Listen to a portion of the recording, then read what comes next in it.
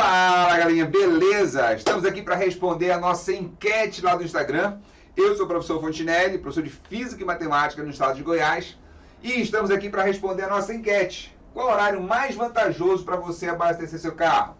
É importante para você? Então, acompanhe a gente que a partir de agora, essa é a nossa pergunta de lançamento sobre perguntas úteis para você. E vamos lançar muito mais questões sobre curiosidades da física, robótica, matemática, que são as áreas que eu trabalho. Beleza? Então, olha só, galerinha. Vamos aqui.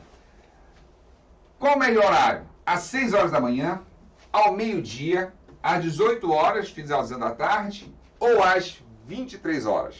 Então, as pessoas responderam da seguinte forma. 58% acham que é às 6 horas da manhã. 23% acham que é às 12 horas. 15% acham que é às 18 horas. E 4% acham que é às 23 horas. E a resposta correta, para quem respondeu já sabe, né? É justamente às 6 horas da manhã.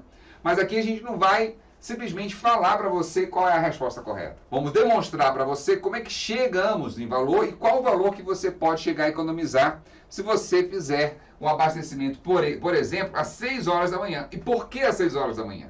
Beleza? Vamos lá então? Olha só. Quando a gente pensa na questão da gasolina, nós pagamos sempre pelo volume consumido. Tanto é que o importante para você ter no seu carro é o que? A capacidade do seu tanque de combustível, para você abastecer. Então, por exemplo, o Civic, ele tem em média aí 50 litros, tá? Aqui o tanque de combustível dele, beleza? E quando você tem aqui esses 50 litros, você vai ter uma capacidade de armazenamento. Nós pagamos em litros. Só que, para efeito de combustão, o que vai importar é o número de moléculas que você tem na hora da explosão. E aí, nesse caso, você vai ter uma importância muito grande na massa do que você está comprando e não no volume do que você está comprando. Isso sofre influência diretamente do quem? De quem? Da minha temperatura e da substância que eu estou utilizando lá. Bem, se eu utilizo, por exemplo, a gasolina, eu vou ter aproximadamente 1,1 vezes 10 a menos 3, que equivale a 0,0011 ou 0,011. Quem é esse cara aqui? É o meu coeficiente de dilatação. Fontinelli, mas o que é o coeficiente de dilatação? Pois então, quanto maior o meu coeficiente, mais a minha substância dilata. Os metais, por exemplo, têm um coeficiente de dilatação relativamente alto. Por quê? Porque eles, ao aquecerem, sofrem uma dilatação muito fácil, tá certo? Eles sofrem uma grande dilatação. Outros elementos, como cerâmica, por exemplo, têm um coeficiente de dilatação mais baixo. Porque, ao aquecer, tem uma dilatação menor. Então, tem elementos que vão ter um maior coeficiente de dilatação e outros elementos vão ter um menor coeficiente de dilatação. No nosso caso, estamos trabalhando com líquidos, né, combustíveis. Então, vamos trabalhar em quê? Com gama. O gama é o coeficiente de dilatação que relaciona-se ao volume, chamado de coeficiente de dilatação volumétrica. Beleza? E aqui, olha, você vai ter também a temperatura no estado de Goiás do dia 1º/4. A variação média que a gente teve aqui nas diversas regiões foi de 15 graus Celsius. E são esses três caras que vai importar pra gente, tá certo? Por que isso, Fontinelli? Porque lembra que a gente compra o volume e não a massa. Então, quanto maior o volume, eu estou pagando mais pela mesma quantidade de matéria. Como assim, Fontinelli? É porque ela dilata. Quando ela aquece, esse volume, esse líquido, essa gasolina, ela vai dilatar. E aí eu estou pagando com volume maior. Tá certo? O que importa na hora da combustão é a quantidade de massa que você tem. E não o volume que você tem. Sacou? E como a gente paga no nosso sistema pelo volume, porque é mais fácil, né? Eu verificar o volume daquele cara passando pela bomba, a gente paga dessa forma. Porém, tem uma forma de você sair no prejuízo.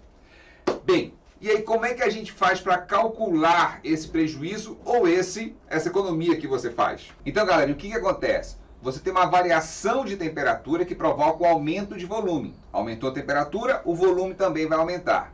Mas o que importa não é o volume, é a massa. Então, se o volume aumentou, se a temperatura aumentou, o volume aumentou, você paga mais. Mas seria a mesma massa de gasolina que você tem se tivesse uma temperatura menor com volume menor. Logo, você pagaria menos. Pois então, aí que tá. Você tem que utilizar uma formulazinha lá da física que é assim, olha, a variação do meu volume é o volume inicial vezes o coeficiente de dilatação vezes a variação de temperatura. Então, essa variação de volume é que vai falar para você quanto ele aumentou ou, de repente, se resfriou muito, quanto ele diminuiu o volume dessa gasolina. Beleza? E aí você vai ter aqui, olha, a variação do volume vai ser o volume inicial, 50 litros, o meu coeficiente, 0,0011, e a variação de temperatura, 15 graus. Quando você fizer essa continha aí, você vai ter o resultado de 0,825 litros. Fontinelli, não chega nem a 1 litro. Pois é, não chega a 1 litro, mas é quase 1 litro. Então, para cada tanque que você coloca, você teria esse valor aqui, tá certo? Se você está pagando no litro R$5 de gasolina, mas está variando um pouco mais, um pouco menos, aí o que acontece? Você vai pegar esse cara aqui, olha, é a economia que você poderia fazer em um tanque, tá certo? Só que você vai pegar esse cara e multiplicar pelo valor de 1 litro. Quanto é que está 1 litro? 1 litro de gasolina está aproximadamente quanto? R$5, vamos supor. R$5. Se você multiplicar 0,825 litros, né, por R$5, você vai obter um valor de 4,125, tá certo? Esse valor é o que você economiza ou tem um prejuízo em um tanque. Quando? Depende do horário que você abastecer seu carro. Se for um horário de alta temperatura, 1 hora da tarde, 2 horas da tarde, meio-dia, você vai ter de prejuízo. Se você colocar esse combustível no horário mais cedo possível, né, pela manhã, você vai ter o quê? Uma economia desse valor. Beleza? Tá, não é muito, realmente, não é muito. Mas se você pegar isso aqui e pensar nesse valor durante um mês, e se você utilizar um tanque por semana, você vai chegar num valor aqui de R$16,50 no mês que você poderia ter economizado. Continua sendo pouco, Fontinelli? Bem, aí vai de acordo com o seu padrão, né? Se você acha que é pouco, me dá então R$16,50. Eu vou mandar meu Pix para você, beleza? E aí o que acontece? Agora o que você pode fazer aqui, pensar o seguinte, mas e se fosse em um ano? Cara, em um ano, você teria uma economia de R$198. Isso é um tanque de gasolina, cara. Praticamente. Então você vai ter aqui, olha, um tanque que você economiza por ano se você sempre colocar no horário mais cedo do dia. Fontinelli, beleza. Mas por que é o horário mais cedo? Por que não é de madrugada, então, o horário mais cedo? Ah, meu caro, aí é que está a questão. Você tem que levar em consideração vários fatores. E a temperatura, ela vai resfriando a madrugada toda. Ela só começa a aumentar novamente quando o sol começa a surgir, que é justamente às 6 horas da manhã. Observa também um outro detalhe, que essa gasolina ela fica num depósito, né, no subpiso do posto de combustível, ligado à bomba. E aí você vai ter que aquela região, assim que ela pega a luz solar, que ela recebe a luz solar, o que acontece? Ela começa a transferir essa energia até chegar no tanque de combustível e começar a aquecer. Isso demora um pouco. Quem sabe depois a gente fala com o nosso amigo Richard e a gente não consiga fazer com que a gente faça esses cálculos aí nos postos que ele constrói. Beleza? Então, olha só, pessoal.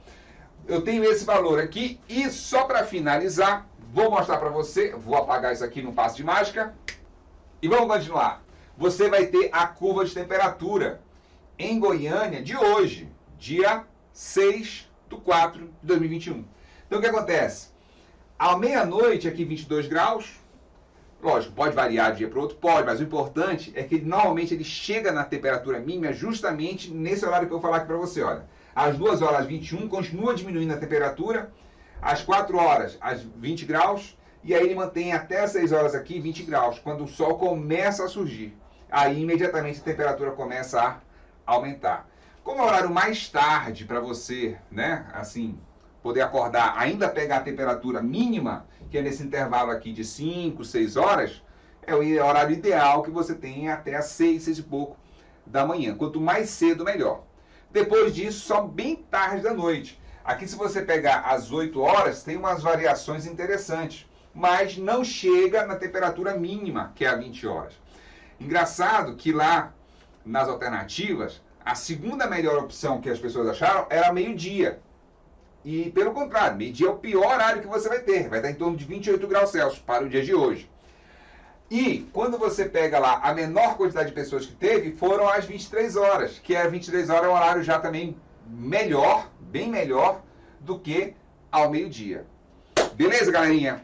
Bem, espero que todo mundo tenha entendido o nosso recadinho de hoje. Manda aí dúvidas no comentário, mande sugestões aí para a gente poder falar dentro da física, matemática ou dentro da robótica, para que a gente possa trazer para você um conteúdo muito top, para que sirva para o seu dia a dia. Beleza?